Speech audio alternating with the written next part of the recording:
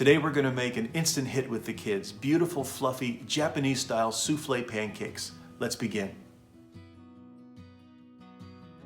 So let me tell you, I'm a big fan of pancakes, and my kids are huge fans of pancakes too. And these have become their favorite kind of pancakes, these Japanese-style souffle pancakes. There's a million videos on the internet of how to make them. I've got a couple little differences that I like to do that make it, I think, a little easier to make. But anyway, here we go. We're going to begin by separating the eggs. We're going to then make the cake batter, which is going to be the egg yolks with vanilla, sugar, and milk. And we're going to whisk that up first pretty vigorously for a little while.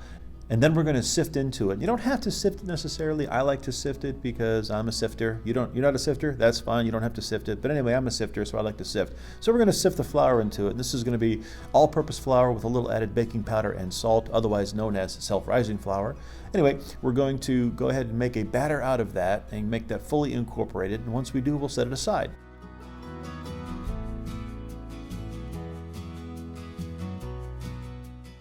So now comes my favorite part, which is to whisk up the egg whites into a beautiful meringue. Now at the very beginning there, I added some cream of tartar, which is essentially tartaric acid. You could also use lemon juice, but I believe a little bit of acid helps stabilize the protein and keeps the meringue nice and firm when you're done. Along the way, I'm also going to add some sugar in as it gets nice and frothy. Now you can do this with a hand mixer, you can do it on a mixing stand, but I prefer just to use a whisk and do it myself. It takes about 3 minutes. Actually, it might take even a little bit longer when your youngest comes in and kicks the camera stand and demands to do a little bit of the work himself. But anyway, you want to keep whisking this until you have nice stiff peaks when you lift the whisk out of the meringue.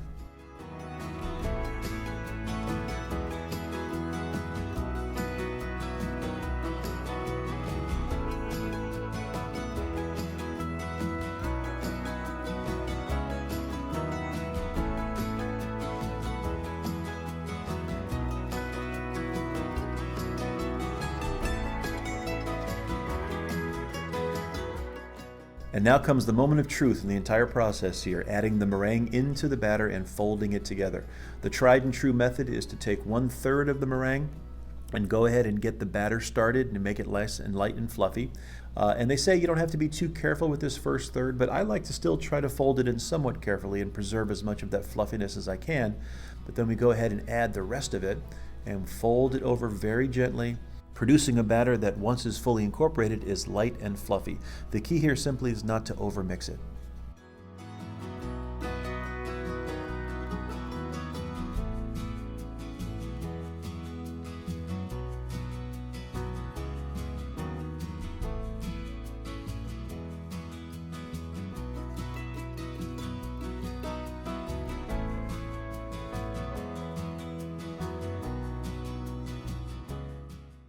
So you're going to need a pan that you have a cover for that's big enough to hold 3 of these pancakes, and preheat it at low temperature.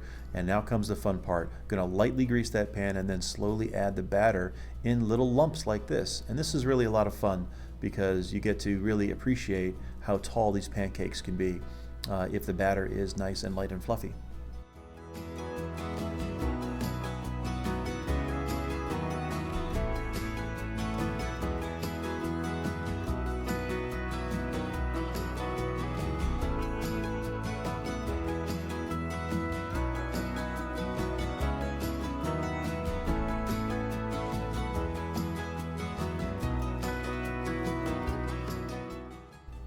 So once we're done doing that, I'm going to add a little bit of water as well to help steam this once you put the cover on.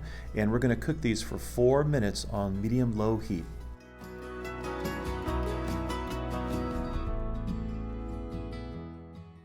So now after we've left these alone for 4 full minutes, we're going to use our expert chef skills and flip these bad boys over. And it does take some practice, but I'll tell you what, it's so worth it. You see how tall these are. And don't worry if the batter spreads a little bit, that's just fine. What we're going to do is we're going to add another little bit of water to this again, and we're going to cook it for another full 4 minutes, and then they'll be done.